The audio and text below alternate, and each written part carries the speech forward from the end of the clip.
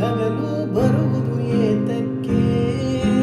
ಪ್ರೀತಿಯಿಂದ ತಾನೇ, ಪ್ರೇಮದಿಂದ ತಾನೇ, ಬರುವುದು ಹೇಗೆ ಇರುವುದು ಹೇಗೆ ತಿಳಿದಿದೆ ನಮಗೆ, ಆದರೆ ಕೊನೆಗೆ ಹೋಗುವ ಗಳಿಗೆ ತಿಳಿಯದು ನಮಗೆ. ಒಗಟಿದು ಎಲ್ಲರಿಗೆ. ಜೀವನವೆಂದರೆ ಪ್ರೀತಿ ಎನ್ನೋಣ, ಲೋಕದ ಸೃಷ್ಟಿಗೆ ಪ್ರೀತಿ ಕಾರಣ.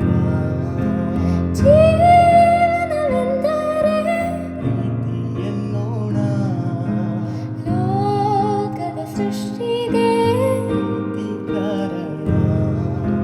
ಪ್ರೇಮ ಲೋಕದಿಂದ ತಂದ ಪ್ರೇಮದ ಸಂದೇಶ.